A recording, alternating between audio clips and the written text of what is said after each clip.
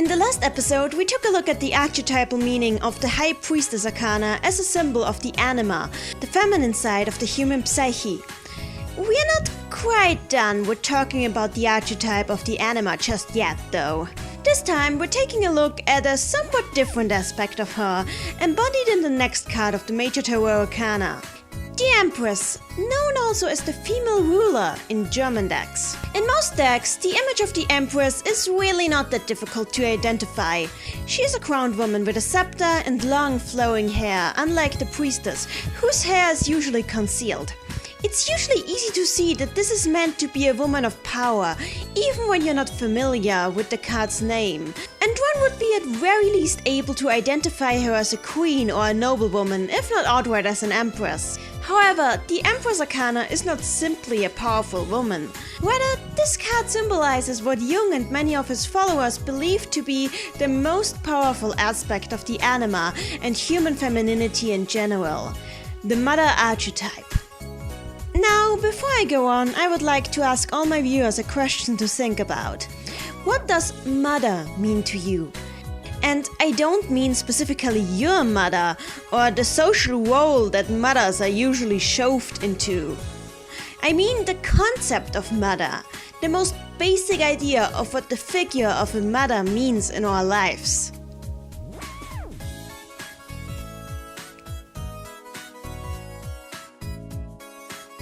I think no other word can be as helpful in understanding the Jungian idea of archetypes as the concept of mother. The idea of motherhood is so basic that even if you don't have a mother, you would still have a semblance of a concept of what a mother is.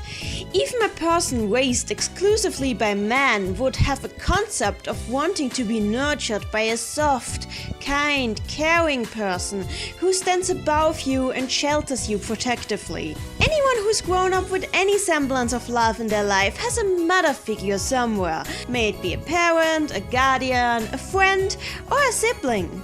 Mother means someone who cares for you, who nurtures you, who gives you life in whatever way possible, who protects you and who watches over you, who gives you strength and helps you to grow. However, mother can also mean someone who denies you the love when they feel that you don't deserve it. Someone who you're so dependent on that they can destroy your life with the snap of their fingers if they wish to. Someone who has power over you simply because of how dependent you are on their caring and love, and who can take away all of that in an act of strictness or cruelty if you're not careful and lose that person's favor. This and much more is the mother archetype, the most basic idea of familial love to human beings. And it's this idea, this archetype and this figure which is embodied in the Empress Arcana. To quote one of my best sources, Jung and Tarot by Sally Nichols, "The Pope serves the spirit, the Empress fulfills the spirit. The Pope is patience and passive waiting, the Empress is action and completion. The Pope is ruled by love, the Empress rules by love. The Pope guards something old, the Empress reveals something new." Both the priestess and the empress symbolize feminine aspects of the human psyche, but while the priestess stands for an archetype of passive inspiration, wisdom and waiting, what the empress symbolizes is a much more active, creative force. Now, hearing the words active, creative force, you might wonder how the Empress is different from the magician. But the simple distinction here is that the magician just channels and receives the creative power, while the Empress herself is that power. She is a powerful force to be reckoned with, constantly creating and occasionally even destroying, giving birth to new life through her actions all the time. In other words, the Empress is the duty and backstage mom who makes sure that her hopeless magician son out on stage can even function and take care of himself. So yeah, the Empress is not just a person. She's a force of nature, the concept of motherhood with all of its love and cruelty in its purest form. So now we got ourselves a whole slew of characters related to this card in the Persona universe.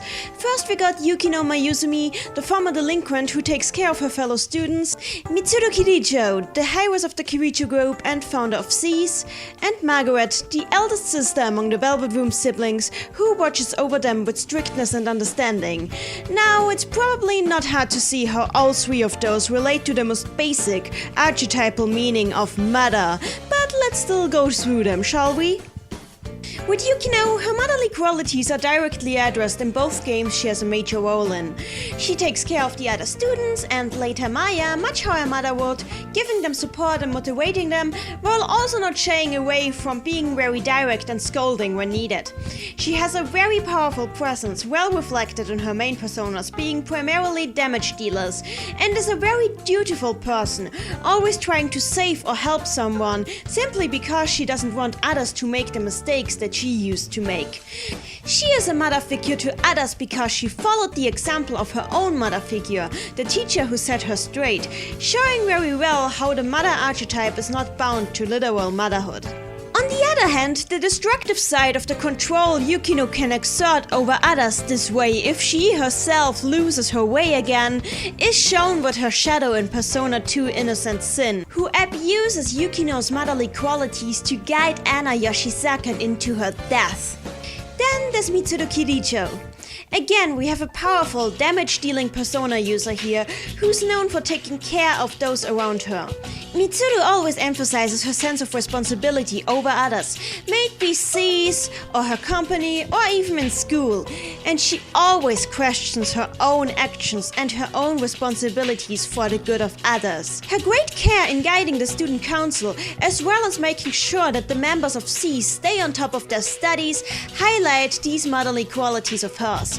In fact, her sense of responsibility is so strong that she tends to blame herself for circumstances out of her control. Mitsuru became a persona user out of her desire to protect her father from the consequences of the company's actions, meaning that in her case, she wanted to become a mother figure towards her own father, again showing how broad the concept really is. Of course, Mitsuru also has a very destructive side to herself, seen in her strictness and trademark executions. And more importantly, she has a tendency to feel the need to do everything on her own and take all responsibility onto her back only, which causes her to sometimes shut others out of information she ought to include them in. Kakutsuchi impersonating her in Persona 4 Arena showed very clearly why this tendency of hers can be very unhealthy, since it causes her to miss the most important aspects of teamwork when it comes down to it. A problem which Persona Q addresses as well. And then we have Margaret. With her mother role shows very clearly in pretty much every relationship she is shown to have. Firstly, there is her relationship towards the protagonist, Yuna Dukami, whom she has a tendency to cautiously advise and warn of impending danger much more than either of her siblings do. Not only the safety, but also the moral soundness of her guests seems incredibly important to her, and the more she opens up to him, the more she shows interest in nurturing his growth and outright anger at his every misstep. Very convenient, seeing how Yu's life generally seems to be lacking, well, actually present mother figures. Anyway. Next, we have Margaret's relationship towards her younger siblings, Elizabeth and Theodore. Towards them, she is shown to be caring and responsible, even if she sometimes joins in on Elizabeth's pranks on Theodore. It's clear that among the three of them, Margaret is obviously the leader, and she coordinates her siblings and disciplines them when needed, while also trying to guide them.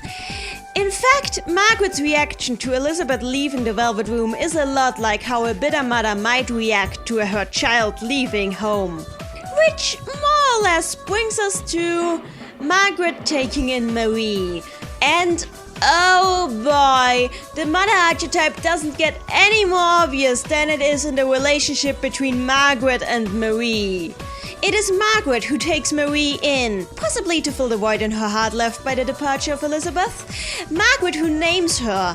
Margaret who scolds her when she misbehaves. Margaret who pushes her into being more outgoing. Margaret who bursts in on Marie's dancing like a noisy teen's parent. Margaret who plays an important part in saving Marie from certain death when she goes to commit suicide in the Hollow Forest. Now I would like to remark here that Margaret, from her duties in the Velvet Room, had no obligation to save Marie. She did it simply because she loves Marie, like a mother loves her daughter. A very mischievous mother who loves to tease her very antisocial, poetically not very talented daughter. Well, I could bring up some more Empress Arcana trivia here, such as the fact that the Moon Arcana is often linked to the Mother archetype too, meaning that yes, Nyx is related to it as well. Or that digging in Persona 4's files reveals that Izanami was originally supposed to be the Empress' social link, befitting her status as a Mother goddess. Or the fact that players well versed in tarot often assume that Saki Konishi's shadow was an Empress Arcana, based on her relationship with Yosuke Hanamura, which very much seems to mirror the relationship between the Magician and Empress cards. But all in all, I feel that it's pretty clear here that when it comes to using the Empress Arcana, the Persona series is pretty straightforward. The Empress Arcana is associated with characters who are powerful, characters who are caring and nurturing, but also scolding and controlling, commanding respect. They are characters who are mothers to their environment in the most basic sense of the concept. Now, with most of the party members for Persona 5 already revealed, I see only one person in there who could possibly fit this distinction. The Student Council President Makoto Niijima, who's already been strongly hinted to be associated with the Priestess Arcana, so much for that. Then again, there might just be someone else in her family who could be a worthy carrier of the Arcana. The first Empress Arcana associated antagonist in the series, perhaps? However, right now, that's just my guess.